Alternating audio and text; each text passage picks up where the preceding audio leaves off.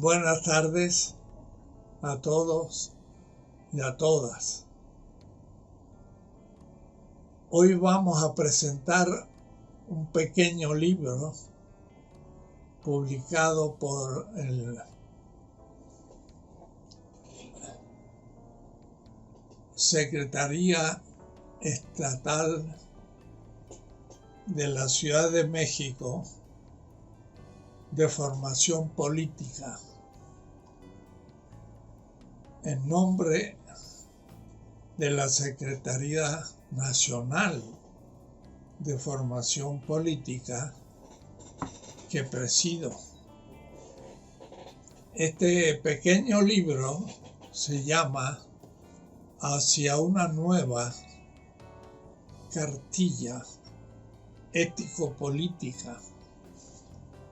Fue escrito para actualizar la obra original de la cartilla ética, escrita ya por 1944. Y en cierta manera es complementaria y al mismo tiempo explicativa de la guía ética que el presidente va a explicitar después de haber sido escrito esta cartilla. Y es, entonces digo, complementaria, porque es algo distinto, pero articulado con esa guía llamada en la década de los 40 cartilla moral. Tiene sentido hablar de una cartilla ético-política o moral si se le entiende profundamente. Sí, porque es una costumbre de la política de todos los pueblos muy antigua. Y cuando digo muy antigua, estoy hablando de 5.000 años. Entre los egipcios, miren, hace más de 3.000 años antes de la era cristiana, en la ciudad de Tebas, junto a las pirámides o dentro de las pirámides de los faraones, se escribían en las paredes los actos justos, buenos, meritosos de los faraones para presentar a los dioses al faraón, mostrando justamente eso, los actos buenos que había hecho en su vida el faraón, y por eso merecía la resurrección. En esas listas es la que Moisés va a descubrir o se le va a entregar en el desierto de Sinaí, y llamamos los mandamientos. Pero esos mandamientos son consejos sin pretensión de sistematicidad de algunos aspectos fundamentales de la vida. El fundador del cristianismo estuvo en Egipto y de ahí que tomó esas consignas, y cuando, por ejemplo, propone igualmente como exigencia del juicio final, dice dar de comer al hambriento, dar de beber al sediento, vestir al desnudo, visitar al que está preso. Esas consignas la aprendió el fundador del cristianismo en Egipto, porque son las mismas que están en las paredes de las pirámides de ese antiguo estado afro-mediterráneo como era Egipto. Quiere decir que no es novedoso, pero es útil. porque le recuerda al gobernante, no ya al faraón o a un rey, sino en los estados democráticos, algunas indicaciones que le hagan reflexionar sobre el sentido de la injusticia y el intentar luchar contra la corrupción y gobernar determinando primeramente en cualquier medida, en primer lugar, a los que están peor, puede decir a los más pobres. Esto era el sentido de todas aquellas recomendaciones. Y eso no es religioso, eso es sagrado. Como sagrado es la naturaleza humana, cada ser humano, pero especialmente los más necesitados. Por eso entonces, primero los pobres es ya una consigna de gran significación. Yo escribí en el medio de ese tiempo, antes que el presidente actualizara la cartilla moral del 1944, como la conocemos ahora, con 20 enunciados que sería bueno todo político tenga en cuenta. Esto más bien es una historia y al mismo tiempo un sistema ético en sus tres principios fundamentales, que está como debajo de esa lista de consejos, que es una lista de consejos que podría haber muchos más, pero que no tiene la pretensión de ser un sistema. Esta cartilla, en cambio, sí, no es un listado de enunciados, sino del enunciado de los tres principios ético-políticos que están debajo de los otros más numerosos. 20, por ejemplo, podrían haber sido 10 o 30. ¿Y en qué consiste entonces esta cartilla? Primero, explicar la historia de lo que llamamos cuarta transformación. Enunciado que tiene mucho sentido, porque ha habido tres transformaciones: la independencia, Hidalgo, la reforma,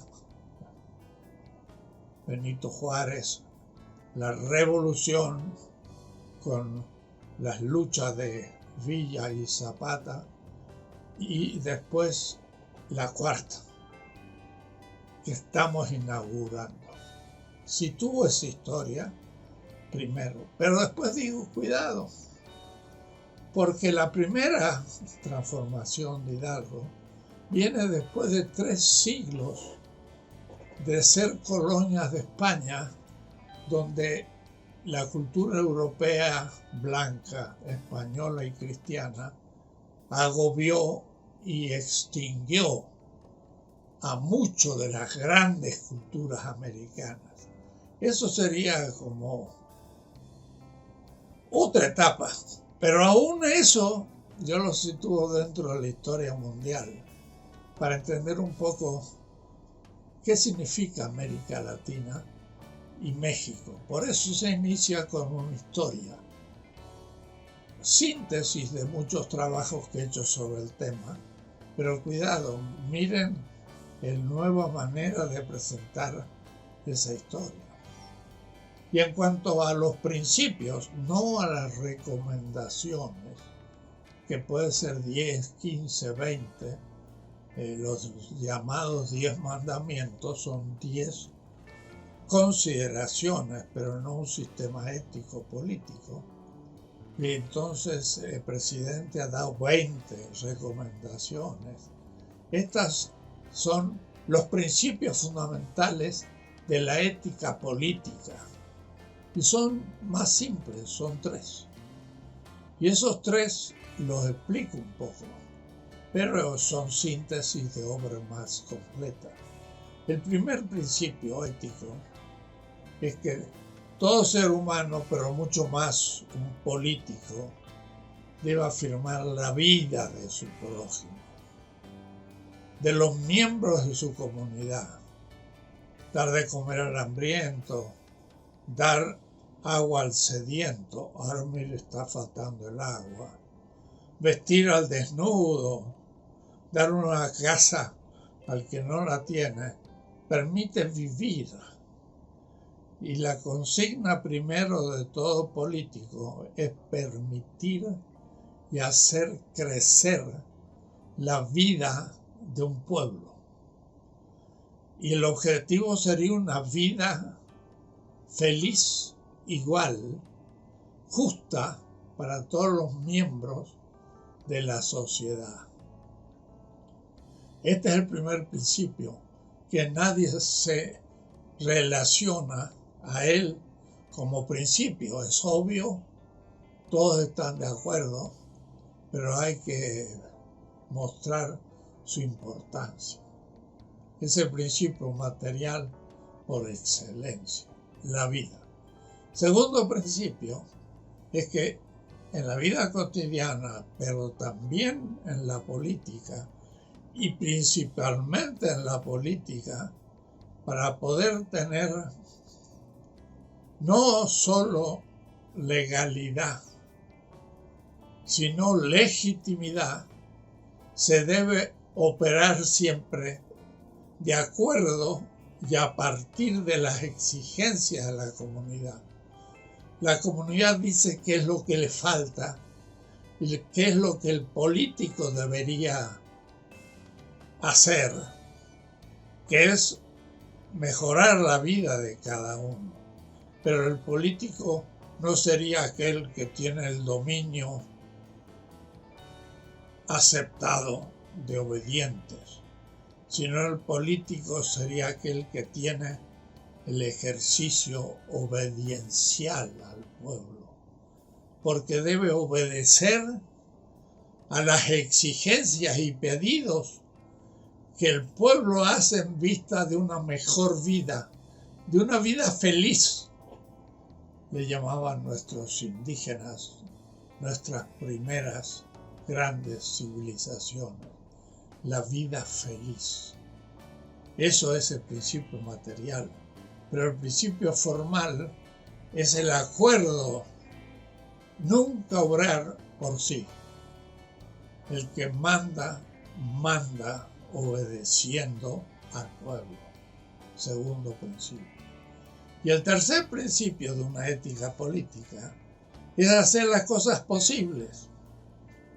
Y por eso que no es tan fácil ser político, porque alguien puede ser muy idealista, extrema izquierda, quiere hacer una revolución de justicia, pero no se puede.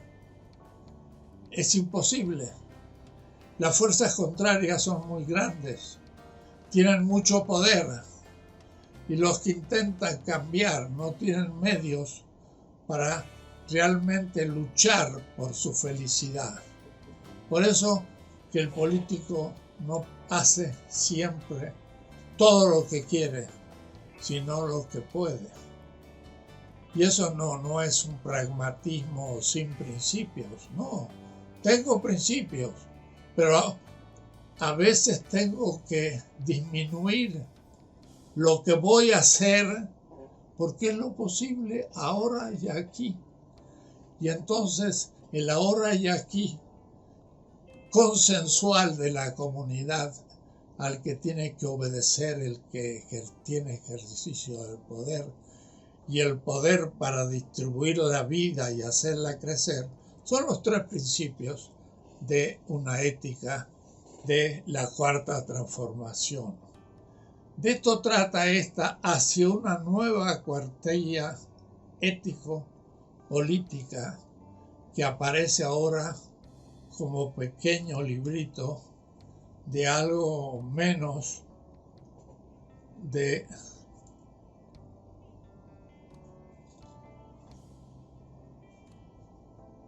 100 páginas, porque tiene 89, con tipos grandes.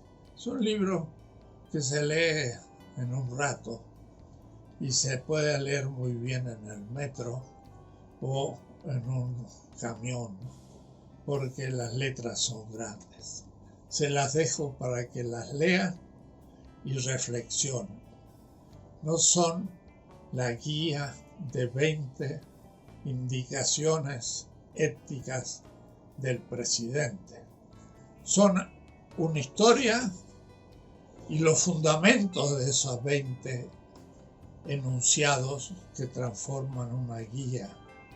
Esto le denominé la nueva cartilla ético-política, que ni es la del 1944 y es mucho menos que la del presidente, sino el intento de dar una teoría ético-política que debería guiar todas las acciones de los miembros de Morena, que sean electos en junio y que después deban cumplir con las exigencias, que no es lo que ellos piensan hacer, sino lo que la gente les pida que haga para poder vivir consensualmente.